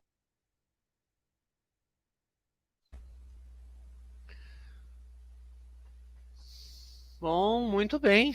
Um monte de coisa aqui. Então agora vocês aguentem os seus ouvidos, que eu também vou falar um monte. Esse vídeo tem mais de uma hora, vocês já perceberam. Não se preocupem, porque o importante aqui, como eu tinha comentado com o Luiz no chat, o importante não é nem a duração deste em específico, porque tem muita coisa interessante a dizer. E nós dois, modéstia à parte, nós dois conhecemos bastante sobre o tema. Então o importante não é nem o tempo que durar, mas o discurso como um todo para você que estiver assistindo. Ô, Eu Diego, vou. só uma Oi. coisa. Des, des, desculpa ter colocado perestroika aí, não tô te induzindo, não. Eu vou começar por onde eu parei, né? E aí depois eu vou dando andamento à explicação, tentando seguir a linha de raciocínio do Luiz e contrapondo alguns pontos também e adicionando outras informações, porque pelo que eu vejo a gente concorda em muita coisa e em algumas a gente discorda. Bom, então eu vou voltar para quando o Lenin estava lá moribundo, né? Como o Luiz comentara, essa carta, ela, não que ela seja controversa, mas a origem da carta ela é confusa. Porque uma hora que eu saí aí, eu fui pegar o livro, né? Ele já está se desmanchando na minha mão. Ele chama As Grandes Cartas de História, esse aqui, ó. Tá? Traduzido pelo Manuel Bandeira. Aqui, tá? Tem muita carta legal, inclusive. Começa desde a carta de Nero para Agripina e aí vai até o século XX, até os anos 40, que é onde o livro foi traduzido. Bom, qual que é o contexto da carta do Lenin? Diz-se que ele já estava muito débil e muito fraco e ele ditou uma carta. certo? Onde ele expressava as preocupações dele quanto ao andamento do regime. Bom, esse texto da carta, ele foi fechado num arquivo, num cofre, e logo após a morte ele foi revelado, né?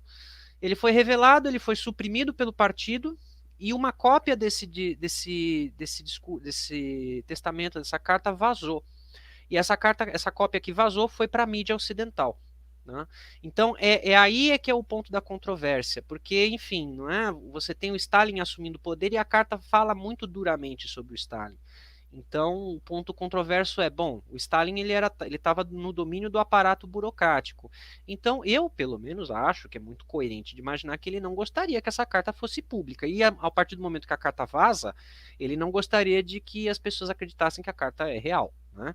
Eu tomo a carta como verdadeira, porque você tem uma crítica muito interessante que ele faz ao Lenin, ao Trotsky e ao Stalin. Eu vou ler um trecho para vocês que tem a ver com o que eu vou falar do Stalin depois. Bom, começa a carta, não sei o que, não sei o que. Penso que o ponto fundamental na questão da estabilidade, considerada desse ponto de vista, são os membros da comissão central, como Stalin e Trotsky. As relações entre eles constituem, na minha opinião, boa metade do perigo de cisão, o que pode ser evitado, e evitado, na minha opinião, elevando-se a 50 ou 100 o número dos membros da comissão central. Lembrando, o Stalin ele estava no domínio da comissão, né, de central do partido, então o Lenin diz algo como, olha, precisa oxigenar isso aí, bota mais gente para ter um balanço das ideias. Ele continua. O camarada Stalin, tornado secretário-geral, concentra em suas mãos um poder enorme, e não estou seguro de que ele saiba sempre usar desse poder com cautela. Por outro lado, o camarada Trotsky, como ficou provado pela sua luta contra a Comissão Central, no caso do distingue-se não só pelos seus talentos excepcionais, pessoalmente ele é hoje de certo o homem mais capaz na Comissão Central, mas também por uma excessiva confiança em si e uma disposição para se preocupar demais com o lado puramente administrativo dos negócios. Essas duas qualidades dos dois chefes mais hábeis da atual Comissão Central podem, muito inocentemente, conduzir a uma cisão. Se o nosso partido não tomar medidas para o impedir, podem surgir inesperadamente uma cisão. Então veja, eu tomo essa carta como verdadeira porque eventualmente foi o que aconteceu, né? O que acontece? Então, o Lenin ele estava preocupado, segundo a carta, com essa possível cisão futura, uma vez que essas duas forças antagônicas de poder estavam com muito poder. E uma delas estava claramente sentada na cadeira do poder, que no caso era Stalin. Quando morre Lenin, então, né, lembrando como eu comentara na minha outra inserção, o Lenin ele tinha uma visão específica sobre como seria o andamento da revolução, né, o Trotsky tinha outra, o Stalin tinha outra, e cada um deles tem as suas peculiaridades psíquicas, né, entrando no campo da psique. O Stalin é complicado, porque se eu fosse um psiquiatra e eu fosse analisá-lo, eu diria que ele é paranoide e megalomaníaco, clinicamente falando. Não estou nem fazendo julgamento de caráter, a pessoa nasceu assim.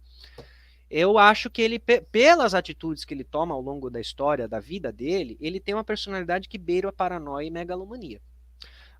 O período dele foi realmente, como o Luiz falou, tem muita coisa que se atribui a Stalin que, você não precisava nem atribuir isso para ele, porque ele já tem coisa demais nas costas. No sentido de que, assim, ele fez muita merda, que é comprovadamente, coisas que foram comprovadamente horríveis. Perseguição política, assassinatos, os gulags, os campos de concentração forçado de gente que não tinha o porquê de ser presa, certo? Ele mandou prender quase, ou matar, ou campo de concentração, quase todos os aliados dele da Revolução. Ele foi um a um expurgando os quadros. Tem um filme muito bom, inclusive, Luiz, não sei se você já deve ter assistido, com Robert Duvall, ele chama Stalin. Foi o primeiro filme depois da União Soviética, aliás, primeiro filme, é filme americano, né? Historiograficamente ele é bom. O filme é enorme, eram dois VHS, né, pra vocês terem uma ideia. Foi o primeiro filme filmado na Rússia após a abertura, né? E ele é muito interessante do ponto de vista historiográfico porque mostra essa faceta paranoide. Porque ele persegue todos os ex-aliados dele. Ele tira pessoas de cargos de confiança, ele troca gabinetes, e não é por meritocracia, não é por preocupação, é porque ele tinha medo de ser, destituído. Ele tinha medo de ser tirado do poder, certo? Argumentos infundados, prisões, perseguições políticas infundadas, tudo isso para a manutenção do próprio poder e, ao mesmo tempo, um culto de personalidade absurdo. Não é? Absurdo. É o período da história soviética que você mais tem um culto à personalidade. É só ver os pôsteres da época. Todos eles têm a foto da caralha do Stalin. Não é? Por quê? Porque ele tem essa visão de. Assim, aí a gente tem que entrar na visão de revolução. Tá? A visão dele de o que é uma revolução é diferente do que é uma revolução para o Trotsky.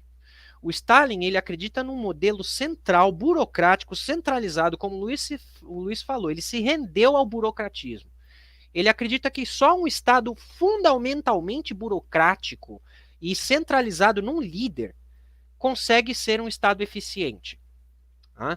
E aí, para ser centrado num líder, deve-se haver um culto à personalidade ao líder, porque se o líder é falível, se o líder falha, você não tem uma diretriz central. Se você é um camponês, você não acredita no seu líder, que representa o seu partido, você passa a duvidar, de repente, do sistema.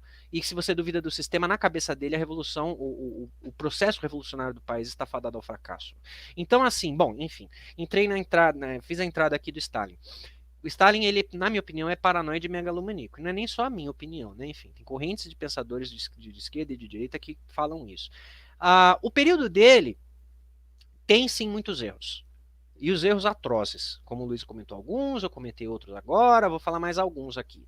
Então, ele reprime cruelmente, em muitos casos, dissidências, ele reprime oposição interna a partido, ele estabelece um clima de perseguição política social, é como se fosse um macartismo às avessas, né? Nos Estados Unidos, vocês sabem, tem o macartismo, que é o período da caça aos comunistas, todo mundo é comunista, você é o vizinho, denuncia o seu vizinho que é comunista. Na Rússia foi a mesma coisa, só que ao contrário. Então é assim, todo mundo que você não gosta, você pode denunciar para o Estado como sendo um capitalista infiltrado. E aí o Estado vai lá, todo o aparato burocrático do Estado vai lá e fala, então esse cara vai para o campo de concentração. Por quê? Porque ele tem um livro ali de direita na estante dele. Tem um livro de capa azul. Entendeu? Então, assim, é bárbaro. Isso é atroz. Isso não condiz com o rumo original da Revolução. Você tem que existir dissidência. Tem que existir voz de dissonância dentro de um consenso unificado, porque todo consenso é burro. Se todas as pessoas concordam com uma determinada coisa, é porque alguma coisa está errada. Você tem que ter discordância interna. Tá? Inclusive, aí só um adendozinho sobre a China, que eu acabei não falando no outro vídeo. Tá aí uma coisa que eu acho legal sobre a China, no sistema político chinês. Existem alas. Você tem chineses dentro do campo político que são contrários à política do partido. E estão no partido. Porque dentro do centralismo deles, eles permitem dissidência. O stalinismo não permite. O stalinismo ele estabelece uma linha central que deve ser seguida internacionalmente. Porque as revoluções que são apoiadas pelo Stalin, elas todas seguem uma cartilha rígida. O Partido Comunista Brasileiro, quando surge, o PCB, depois o PCdoB, eles seguem essa cartilha. É uma cartilha estrita, de cima para baixo, com ordem, hierarquia, procedimentos. E veja, o Trotsky já tem um outro ponto de vista. Né? Eu não vou entrar muito no campo do Trotsky aqui, mas a coisa é que ele tem uma visão diferente sobre o processo revolucionário, ele tem uma visão diferente sobre o processo da máquina burocrática estatal e de como ela deve operar e funcionar para a sociedade. Esse ponto de vista que ele tinha era totalmente diferente do stalinista. E, obviamente, Stalin não gostaria de ter uma pessoa dessa. Então, a próxima ao governo. Então, depois que ele assume o poder, dá-se sequência a uma série de julgamentos da oposição. Esses julgamentos duram anos. Tá? Tem alguns casos específicos famosos, eu não vou me lembrar agora de nome, mas tem alguns casos específicos com julgamentos que duram semanas e tal, tudo manufaturado, né, tudo julgamento fabricado, onde o aparato jurídico visava justamente tirar essa galera que era da oposição ao burocratismo. Porque, veja, esse é um grande problema de administrações centrais, e é uma das razões do ser anarquista. o problema de um sistema de organização burocrática central sempre vai ser quando você centraliza o poder, você abre brecha para poder. Você abre brecha para a perpetuação do poder. Como o Luiz falou da polícia. Polícia não produz nada. Burocrata também não produz nada. Burocratas são parasitas se ficam para sempre lá. E policiais também são parasitas se ficam para sempre lá. Deve haver rotatividade. E no sistema soviético, tudo que menos havia era rotatividade. Você tem ministros que ocuparam o mesmo cargo por 20 anos. Imagina 20 anos como ministro. Não pode. Porque aí você tem uma máquina que vai gradualmente se rompendo e se corrompendo e se corroendo. E aí a revolução está fadada ao fracasso. Eu vou falar disso quando chegar no período Brezhnev, que o Luiz não chegou a mencionar, mas o período Brezhnev é muito importante também. Bom, vamos lá. Então, você tem esse Stalin centralizador burocrático que tem o sonho da expansão comunista no mundo sob a figura dele enquanto pessoa, megalomania. Você tem a Segunda Guerra, onde no começo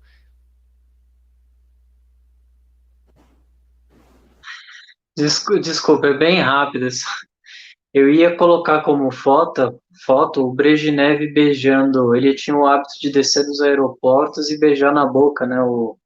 Mas eu falei, eu acho que as pessoas não vão entender muito bem, aí eu decidi não colocar como essa foto. essa, essa foto é sensacional, inclusive. É um beijaço, assim, dá até gosto de ver o camarada com a sobrancelha de taturana beijando outro careca ali. Essa coisa linda. Essa foto merecia um Pulitzer. Bom, enfim. Então, assim, o Stalin, ele tem Aliás, estamos falando da Segunda Guerra. Então, quando chega a Segunda Guerra, lembra que a gente falou que um dos pilares do comunismo é a não agressão internacional? É um dos pilares, cara. Você não pode romper isso. Só que Stalin, com esse projeto pessoal de poder, ele chega a fazer aquele acordo infame, que é o Ribbentrop-Molotov, né? Que é o acordo que ele fala para os alemães, olha, para os nazistas. Ele fala para os nazistas, olha, então, né? Vamos ser amiguinho, vamos ficar de boa aqui, eu aqui, você ali. E assim, né? Convenhamos, né? Não se faz acordo com o nazista, né? E ele fez. É uma das minhas críticas centrais ao Stalin. Uma das, tá? Eu acho que esse acordo nunca deveria ter existido. E ele é um reflexo da megalomania dele. Porque possivelmente Stalin estava pensando que a Alemanha ia ganhar e ele ia poder dividir os territórios da Europa com o Hitler. Bom, mas isso merece também um outro vídeo só a respeito, que é um negócio bem longo. Mas, enfim. Então, depois da Segunda Guerra, aí quando os alemães resolvem quebrar o Pacto Ribbentrop, aí a Rússia entra de tudo, né, com a cabeça e tudo na guerra. Se não fosse pelo Stalin e pela Rússia, não haveria a queda do nazismo. É sempre bom ressaltar isso, porque os americanos gostam de dizer que eles ganharam a guerra. Eles não ganharam. Os americanos entraram nos 45 do segundo tempo e fizeram um gol de pênalti. O resto foi a Rússia.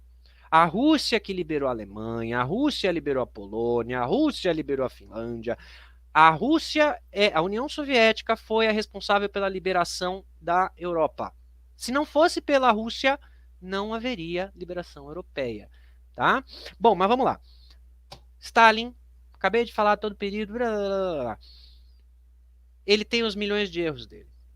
Ele morre, né? Para o bem do povo. Ele morre, o processo da morte dele também é tragicômico, porque aí você tem um monte de gente querendo tomar o poder, e tinha muita gente que dizia amém para ele, né? Mas que estava só esperando ele morrer para sentar na cadeira. Tinha gente que era contra ele, que estava só esperando ele morrer para chegar lá.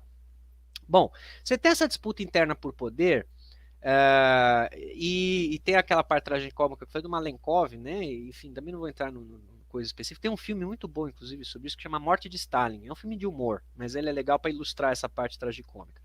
E, bom, então o Khrushchev acaba saindo vencedor desse debate interno do partido. Aqui eu discordo com o Luiz em alguns pontos e concordo em outros, que é o seguinte: eu não vejo o Khrushchev como sendo uma falha. Eu não vejo ele como sendo um burocrata aguerrido. Na verdade, esse papel eu atribuo ao Brezhnev. Eu vou chegar depois nele. Eu vejo no Khrushchev, e aí eu vou entrar num contexto amplo, do contexto global, do mundo mesmo. O mundo estava passando por um processo de liberalismo. Tá? A agulha sociopolítica do mundo estava passando por um processo de liberalismo. Você tem o Juscelino Kubitschek no Brasil, Você tem o John Kennedy mais para frente nos Estados Unidos. Você tem na Europa, não vou saber de cabeça, mas você tem na Europa vários movimentos que estão liberalizando alguns países, certo? E não haveria de ser diferente na União Soviética. Uma ala mais progressista acabou tomando o controle do sistema partidário. Mas aí também, ao mesmo tempo, é muito interessante que o processo histórico, no mundo mesmo, foi um processo de abertura gradual de liberalização e liberalismo, e ao mesmo tempo um movimento elástico contrário, que desfez a grande maioria das conquistas liberais. Nos Estados Unidos você tem a morte, o assassinato do Kennedy, que eu tenho certeza que não foi de graça, foi um assassinato orquestrado, não sei por quem, mas você tem o assassinato do Kennedy, você tem a ditadura militar brasileira, só para ficar nesses 3 países. Assassinato do Kennedy, ditadura militar brasileira, e na União Soviética a sabotagem dos planos do Khrushchev pela ala burocrata e a deposição do Khrushchev em prol do Brezhnev. Antes de entrar na era Brezhnev, eu só vou arrematar porque que eu estou falando tão bem do Khrushchev. Veja, a primeira coisa que ele estabeleceu, até era radical para pensar, é o seguinte, ele falou, olha, o Stalin ele fez muita merda. E é bom a gente não ficar glorificando esse cara, porque primeiro que a nossa revolução não se trata de glorificar pessoas, e segundo porque ele fez muita merda. Então ele fez como se fosse um esboço de uma glasnost, né? Um esboço de uma transparência. Ele disse, olha, é muito importante nós reconhecermos que houve progresso, mas é muito importante a gente também criticar as falhas. Primeiro ponto. Segundo ponto, ele fez várias, mas várias tentativas políticas e burocráticas de renovação econômica, de renovação agrária, de renovação social. Ele fez programas de habitação popular, fez programas de divisão agrícola, fez programas de divisão equal do trabalho, divisão de preços, blá, blá, blá. Ele fez um monte de processos. A maioria deles fracassou. E aí é interessante entender por quê. Fracassou por causa do aparato do Estado. Você tem mais de 20 anos de stalinismo, onde o Stalin ele equipou a máquina do Estado inteira com burocratas stalinistas. De repente você tem um velho careca que ganha e fala, olha, daqui para frente não vai ser mais assim. Obviamente, a máquina estatal não vai gostar desse conceito porque eles vão se ver ameaçados. E vocês têm que lembrar uma coisa: num sistema capitalista, a elite dominante é a detentora dos meios de produção, certo? São aqueles que detêm os meios, são os donos das mídias, os donos das fábricas. Num sistema de esquerda, num sistema socialista, comunista, como foi o da União Soviética, a elite não é a classe dominante que detém os meios, mas a elite é o corpo burocrático. São todos os indivíduos que trabalham dentro das entranhas do governo. São esses indivíduos que acabaram também matando, sufocando gradualmente a revolução e a glória que era o projeto soviético, porque eles, por interesse próprio, tinham mais benefícios do que os outros. Não dá para a gente negar isso. E eu detesto a esquerda que passa pano para isso. Porque não pode. A gente tem que entender que é por causa desses parasitas burocratas, não todos, mas grande parte deles, por causa desse parasita burocrata, é que um sistema lindo, na teoria, como era o sistema soviético, fracassou ao longo de 40, 50 anos. E aí eu vou chegar no fim do Khrushchev para entrar no Brezhnev e vocês vão entender por que é minha bronca. O Khrushchev, então, ele tenta fazer essas reformas e falha miseravelmente. Na maioria delas deu errado. Por conta desse engessamento burocrático, porque ele dá a canetada aqui em cima e chega lá embaixo e a coisa não funciona. Porque você tem que destilar essa ordem para um monte de órgãos e paramentos e regulamentos, etc. E tal, e chega na ponta do cara na fábrica na Ucrânia, que é o stalinista lá, ele vai falar, não vou fazer essa porra, foda-se, eu não vou cagar isso aqui. E então, uma das razões que deram erradas essas reformas dele foi essa. Tá?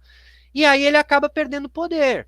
Mais ou menos como aconteceu com Gorbachev. Depois vocês vão entender. Quando eu falo do Gorbachev, vocês vão se lembrar disso que eu estou falando. Porque foi uma coisa bem parecida. Então, assim, ele perde poder interno dentro do partido. Essa ala mais conservadora fala chega. E destituem ele do poder. E colocam o camarada Brezhnev. Para quem não se lembra do Brezhnev, o Brezhnev ele é a encarnação. Ele é a encarnação. Se você for imaginar se as cores fossem pessoas, certo? Imagina, sei lá, a cor vermelha me remete a tal pessoa, a cor azul me remete. Imagine a cor cinza. Se tivesse uma imagem no dicionário para a cor cinza, seria a imagem do Brezhnev. O Brezhnev ele é um burocrata grande, gordo, quadrado, com uma sobrancelha desse tamanho, obtuso. Ele não é muito inteligente, ele não é a lâmpada mais brilhante da sala. Mas ele é um burocrata eficiente. Ele é bom em fazer aquilo que ele sabe fazer, que é equipar o Estado. No período, eu andei estudando muito o período Brezhnev, né, porque eu estou com aquele projeto desenvolvendo um jogo aí que envolve história. O Brezhnev, na gestão dele, você tem a criação, você não deve saber disso, mas é cômico, Luiz, ele tem a criação de mais de 60 ministérios em 7 anos. Você consegue imaginar um Estado que tem mais de 60 ministérios, além dos que já existiam? Você tem coisas como Ministério da Geologia, Ministério da Indústria de Metais Não Ferrosos, Ministério das Frutas e Vegetais. Aí, como um amigo me dissera, né, que eu achei engraçado imaginar, imagina aquelas reuniões, né, o pessoal se apresentar, essa aqui é a condessa fulana de tal, isso aqui, esse daqui é o filho do fulano de tal, esse aqui é o camarada Kandinsky, é o ministro das frutas e vegetais. Mas é uma coisa ridícula que devia ser numa reunião, né? Mas assim, isso dá uma janela para a gente compreender como que o período Brezhnev foi um período obscuro na história da burocracia soviética. Porque não há razão de você ter um aparato de Estado mas tão engessado. Ele já era engessado.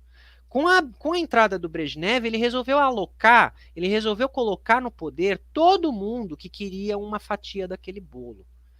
O cara é mais khrushchevista. Não, a gente acha um lugar para ele. Não, o cara é mais stalinista. A gente acha um lugar para ele. Não, o cara é trotskista. A gente acha um lugar para ele. Dá um dinheirinho, uma casa de veraneio e tá tudo certo. Foi o período onde mais teve corrupção assim descarada no governo, mais até que no período do Yeltsin. E aí, de novo, dá para entender por quê. 60 ministérios, amigo. Você vai distribuir dinheiro para esse monte de gente? Para onde vai esse dinheiro? Como é que você vai fiscalizar? Você vai fiscalizar 60 ministérios, você vai precisar de quantas agências de fiscalização? E quantas pessoas trabalhando em cada agência? E quem fiscaliza essas agências? Olha que coisa louca. Então, assim, o período Brezhnev, ele é a personificação da burocracia.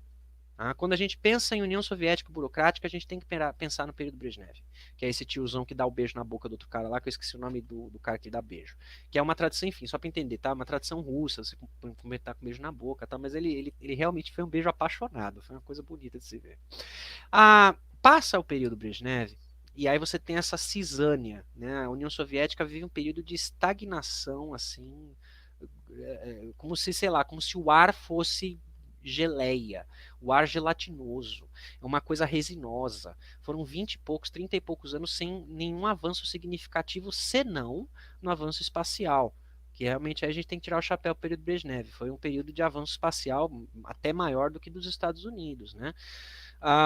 Bom, enfim, mas aí depois desse período todo de estagnação, o Comitê Central, ele também foi ficando engessado a um ponto de que já não dava mais. E os velhos da velha guarda começaram a entender que se não tivesse alguma mudança, eles estariam fadados ao fracasso enquanto civilização. Que é o que está acontecendo com o Brasil, né? A gente está fadado ao fracasso com a civilização. Vai ter uma ruptura logo mais, vocês se preparem. Não sei qual tipo de ruptura, mas vai ter. Porque é quando a civilização falha nos seus objetivos. E aí a civilização soviética estava falhando nos seus objetivos, porque a máquina estava engessada demais. Então a ala mais reformista novamente começa a ganhar espaço dentro do partido. Tá? Tem alguns ministros que são mais abertos, tem o pessoal até stalinista aberto à reforma, enfim, e no final das contas o Gorbachev acaba ganhando espaço. Mikhail Gorbachev, para quem não lembra da cara dele, está naquele livro lá que eu mostrei quando o Luiz estava falando, é aquele tiozinho ali, né, com a mancha na cabeça, né, que aí os cristãos radical da direita americana falavam que era o símbolo da besta, mas aí, enfim, o Gorbachev, ele assume o poder, e o Gorbachev, ele é um reformista. Veja, nós não estamos mais falando do processo utópico da revolução, porque, de novo, temos que analisar a história dentro do seu período histórico. não é? O momento que a União Soviética poderia se transformar em algo, um paraíso operário, já tinha ido embora. Foi o período stalinista, que o Stalin tentou em alguns pontos, mas cagou em outros, e por conta disso a herança dele não foi boa e não permitiu os avanços necessários. O Khrushchev tentou resgatar um pouco desse espírito, reformando o sistema. Mas as reformas, como eu acabo de descrever, também foram todas sabotadas, e algumas deram errado por planejamento ruim mesmo. Mas, assim, as coisas que podiam dar certo foram sabotadas pela burocracia que o Stalin tinha colocado no poder. Depois de décadas dessa burocracia, então, a civilização, o povo soviético começa a ver que se não reformar vai morrer. E aí vem essa ala, e aí vem o Gorbachev. E o Gorbachev ele vem com projetos que visam. São dois pilares. É que eu não estou com outro livro aqui. Tem um livro dele que chama Perestroika, que é o discurso dele sobre Perestroika. E tem outro que é a Glasnost. Eu tenho esses dois livros. Então é assim, a plataforma política do Gorbachev se baseia nesses dois princípios. O princípio da transparência e da reestruturação. É isso que significa em russo. Glasnost, transparência, Perestroika, reestruturação. Transparência. Devemos estar abertos a questionar a nossa própria história. Devemos ter a liberdade de questionar os erros do passado, ao mesmo tempo que não devemos descartar os acertos do passado. Isso na prática queria dizer o quê? A gente pode estudar Stalin e ser crítico a Stalin. Porque na era Brezhnev você não podia criticar Stalin. Então, assim, não, nós devemos criticar. Nós devemos analisar os erros da história. Nós devemos. É um processo de autoanálise enquanto nação. Nós devemos nos autoanalisar. E perestroika, reestruturação. Olha, nós devemos reestruturar a nossa sociedade para tomar de volta, para entrar novamente nos trilhos de uma sociedade socialista. Por quê? Porque do jeito que nós estamos, esse trem vai desgovernar. Nós não estamos a caminho de uma igualdade social, nós estamos na estagnação. E se nós não fizermos nada a respeito, esse trem vai descarrilhar. E ele estava certo nisso. Bom, então ele tem uma série de medidas, tem o discurso da perestroika, que é um discurso, na minha opinião, muito bonito, é um livro grande dele, é um livro muito legal. E inclusive é difícil de achar, viu, esse livro. Eu achei, por coincidência, achei dois no sebo, comprei os dois, porque é difícil de achar. Nem é editado mais, ele foi pelo Círculo do Livro na época, eu nem sei mais o que acontece. Não acho, nem na internet eu achei. Bom, e é um discurso muito legal, porque a perestroika é um projeto de reestruturar a sociedade. É um projeto desde a área urbana, área rural, área de habitação, economia. Então, assim, em cada pasta seriam feitas reestruturações. Na pasta da economia, vamos tentar fazer um capital misto. Vamos tentar fazer com que a sociedade privada, aliás, com que o indivíduo possa deter partes, frações dos meios de produção. Vamos permitir ao indivíduo que tenha mais liberdade com o seu processo econômico de desenvolvimento, porque o Estado já não está dando conta. Nós estamos com escassez de bens de consumo. Esse é um dos grandes erros da revolução. As pessoas elas não querem só ter pão, elas não querem só ter uma camiseta, elas querem ter 7 camisetas e 2 videocassete. Elas querem ter uma geladeira azul e outra verde. Elas querem ter coisas que o nosso Estado não está provendo. E, de repente, a gente consegue abrir uma concessão para a iniciativa privada do nosso país. Aí nós não estamos falando de multinacional, não. Nós vamos pegar aí uma galera que tem capital de investimento e vamos deixar eles fazerem coisas e vai o Estado controlar, regular, etc. Mas para a gente suprir as carências. Enfim, campo econômico, campo social, projeto de habitação. Ele tinha várias coisas que, não precisa nem dizer, desagradaram a ala mais radical, ultra radicalismo, né? O pessoal mais stalinista, guerrilhos, velho. Os mais liberais, como Boris Yeltsin, também não estavam contentes, porque eles achavam que isso daí era pouco. Não é? Então, o projeto reformista do Gorbachev não fez muitos amigos, não. Mas até que estava funcionando. Um dos grandes problemas que ele enfrentou, porque foram várias frentes de problema, na minha análise, eu acho que o pontapé dos problemas que ele enfrentou, que acabou dando a descrença popular nele, foi a porra de Chernobyl. Assim, desnecessário dizer que a União Soviética faz as coisas na gambiarra, né? A gente sabe há muito tempo disso. Assim, então esse carro aqui tá dando problema no carburador. Pega o chiclete, taca ali e vai funcionar por mais 10 quilômetros. né? Um dos problemas do soviético era a escassez, então aí é a criatividade, você tem que resolver na criatividade. Outros dos problemas é assim, a corrupção, então assim, vamos fazer um gerador melhor. Não, esse aqui tá bom, vamos pegar dinheiro e fazer para outras coisas, né? Aí, beleza.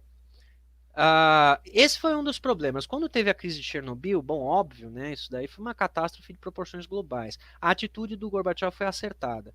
Ele revelou, né, assim que ele soube, ele revelou ao mundo o que estava acontecendo e pediu ajuda, etc e tal. Mas isso enfraqueceu, né, politicamente, obviamente, né? Tipo, o mundo inteiro e a Rússia enfraqueceu a visão política dele, que já estava enfraquecida porque ele estava mexendo com setores da sociedade que não queriam mudar. Bom, 85, 86, 87, aí vem a influência externa. Os países do bloco soviético, porque a gente tem que lembrar assim, a União Soviética não é um país só, é um país com um monte de república aliada. É como se o Brasil fosse um conglomerado de países onde cada estado é um país e tem uma administração central. Então, a União Soviética é isso. Ela é um país central com um monte de país satélite. E assim, né? Primeiro eles vão priorizar a capital e depois eles vão priorizar as repúblicas. E a velocidade das mudanças não estava sendo suficiente para chegar nas repúblicas. As repúblicas queriam mais rápido as mudanças.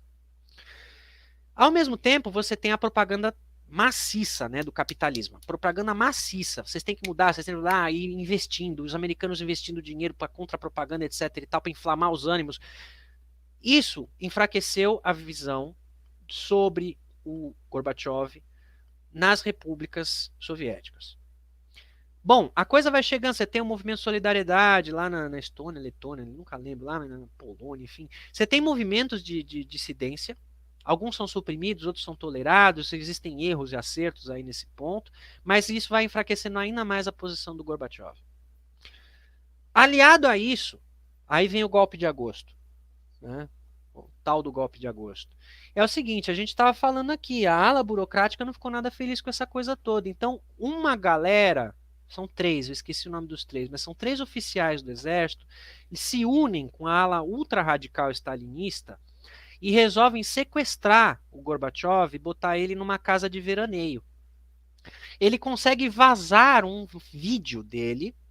Imagina que loucura, né? Porque hoje em dia você vaza uma gravação de celular. Ele gravou um videocassete, ele gravou uma fita, vazou a fita do lugar onde ele estava, a imprensa conseguiu isso, o Boris Yeltsin, inclusive, foi vital, porque o Yeltsin, ele era um jovem político que era do prefeito de Moscou, né, e tal, então ele já estava ganhando destaque político, ele pegou essa fita, escancarou para a mídia, tem que voltar o Yeltsin, a população, o golpe foi suprimido.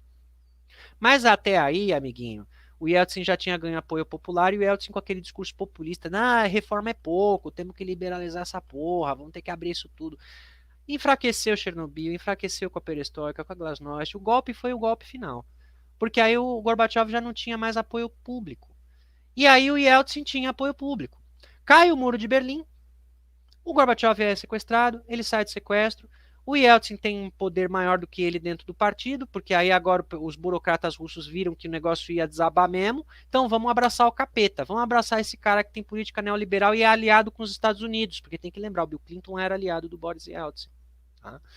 E aí o Gorbachev, não lembro que mês, mas foi no fim de 91 ou 92, se não me engano, ele assina o Tratado da Dissolução. Ele dá liberdade para várias repúblicas e no fim a morte vem com a dissolução final da União Soviética. Espera aí que eu tô só mais um minuto, Luiz, para arredondar.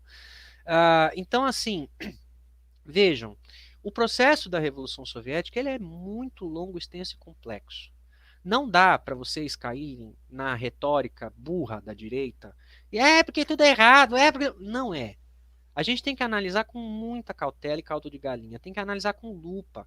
Cada período desses, vocês veem, não é à toa que nosso vídeo vai durar 2 horas. Cada período histórico do processo da Revolução Soviética é único em si. E tem que ser analisado dentro da sua bolha contextual. Não adianta a gente... É que nem Holodomor. Eu tinha até esquecido de falar de Holodomor. Holodomor é um bom exemplo de que não dá para analisar as coisas fora do seu contexto. Naquele contexto, você tinha passado um projeto agrário que foi um fiasco, você tinha um período de poucas safras na primavera e no verão, E você tinha um inverno que foi pior do que não sei quantas décadas.